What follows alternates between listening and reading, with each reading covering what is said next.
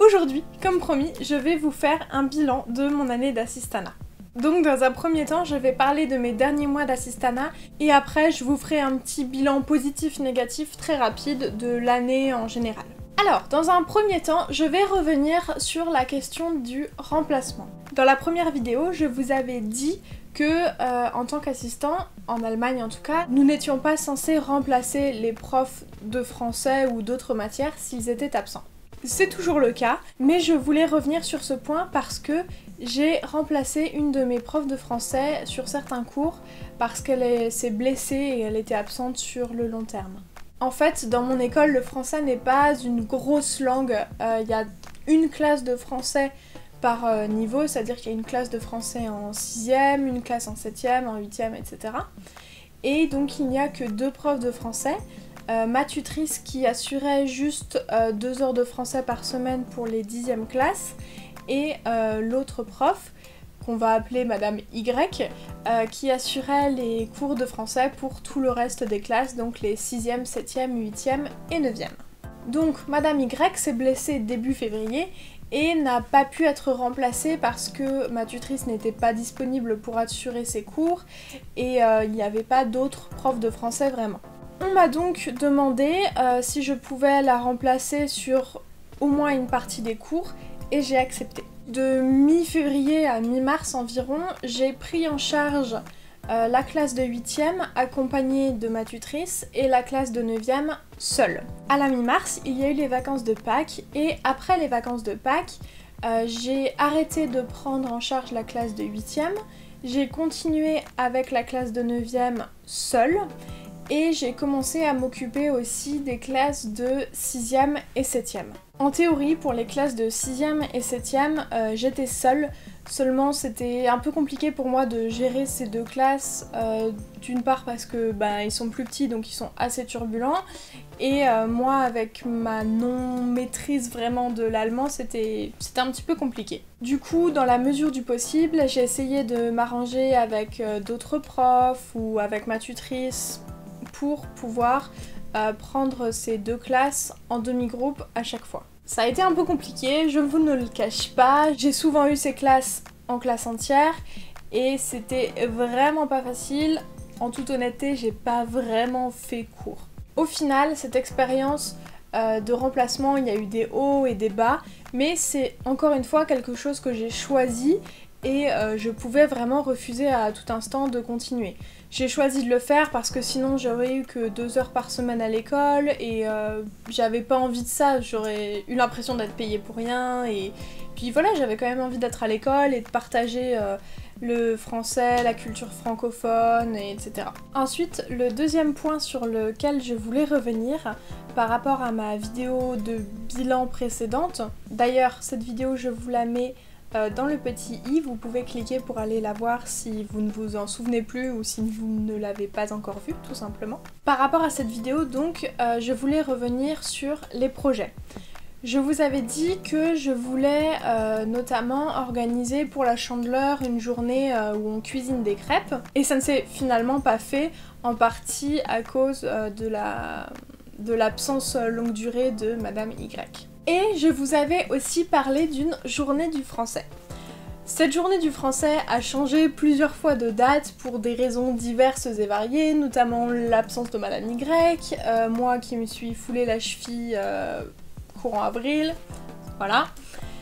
Et donc nous avons déplacé cette journée, mais elle a fini par avoir lieu en mai. Le plan de départ, c'était d'avoir d'une part une espèce d'exposition dans l'école à laquelle toutes les classes de français auraient participé en présentant des villes françaises ou de pays francophones, en présentant la langue du français, ce genre de choses, et d'autre part d'avoir une journée du français avec des jeux en français pour les élèves de l'école qui voudraient bien participer.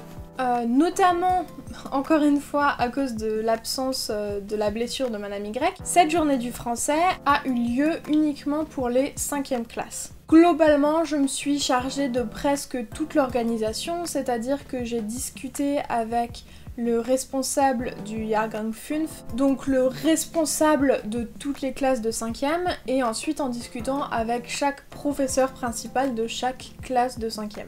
Je me suis également occupée de réserver une salle auprès de l'administration et de demander à des élèves de la 9e classe s'ils pouvaient nous aider parce que juste ma tutrice et moi, on ne pouvait pas gérer les différents ateliers toute la journée des différents jeux. Et évidemment, j'ai créé le matériel nécessaire aux 3 jeux auxquels nous avons joué au cours de la journée. Dans un premier temps, il y avait un atelier pendu, donc avec des mots transparents entre le français et l'allemand comme citron, boutique, baguette, voilà, ce genre de choses. Dans un deuxième temps, on avait un atelier avec un domino des couleurs, donc c'est-à-dire que sur une partie du domino, il y avait une tache de couleur rouge par exemple, et sur l'autre partie, il y avait une couleur écrite en lettres, par exemple vert. Et il fallait associer les taches de couleurs au nom des couleurs. Et le troisième jeu était un mix entre un memory et un jeu de cette famille. Je voulais introduire le jeu de cette famille parce que c'était un jeu typiquement français ou francophone, mais c'était un peu long parce que chaque atelier durait 10 minutes pour que toutes les personnes dans toutes les classes puissent passer. Et un jeu de cette famille en 10 minutes, c'est juste pas possible. Donc j'ai mixé ça avec un memory et le but c'était de retrouver le plus de membres d'une famille possible. Et en général, je mettais les élèves par 2. Si ça vous intéresse, ma tutrice a publié un compte-rendu de cette journée sur le site de l'école et je vous mettrai le lien en barre d'infos. En résumé, c'était un projet très intéressant.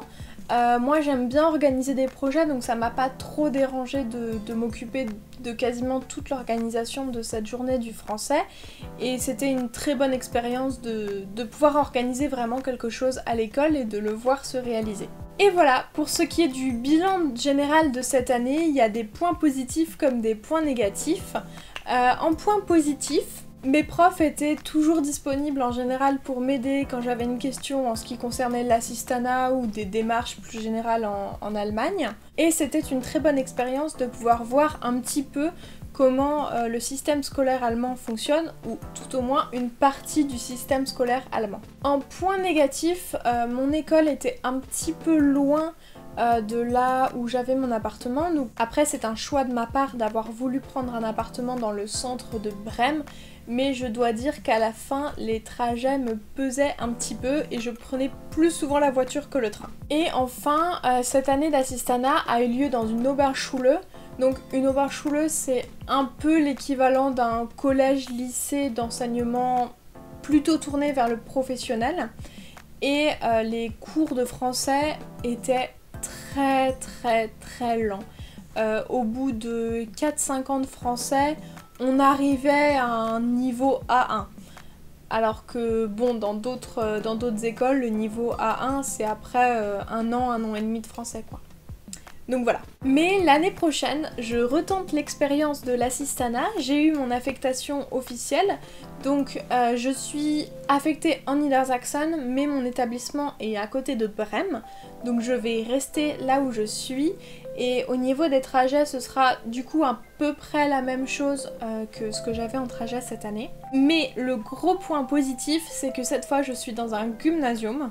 Donc c'est un collège-lycée toujours, mais plutôt tourné vers l'enseignement général, et où en général les élèves sont très bons et sont souvent poussés dans les différentes matières. Donc je dois dire que j'ai plutôt hâte de commencer fin octobre. Si vous avez des questions sur mon année d'assistanat ou des questions sur l'assistanat en général, n'hésitez pas à me les poser dans les commentaires, j'y répondrai avec plaisir. Pour ce qui est de mes prochaines vidéos, je vais sûrement parler dans un premier temps du DELF, donc le diplôme élémentaire de langue française. Durant le mois qui vient, je vais aussi faire une vidéo sur des conseils quand on arrive en Allemagne dans l'optique de passer quelques mois en assistanat. Et enfin, j'ai également envie de faire une ou plusieurs vidéos sur des livres que j'aime bien, sur des séries, vous le savez. Sur cette chaîne, je ne vais pas parler seulement d'assistanat, mais de ma vie en général, de mes coups de cœur, de mon travail, ce genre de choses. D'ici là, je vous dis à bientôt pour une nouvelle vidéo et je vous souhaite de passer une belle journée. Salut! Si cette vidéo t'a plu, n'hésite pas à t'abonner à ma chaîne et à activer les notifications à l'aide de la petite cloche. Tu peux aussi me suivre sur Instagram où je fais assez régulièrement des stories sur ma vie quotidienne en Allemagne.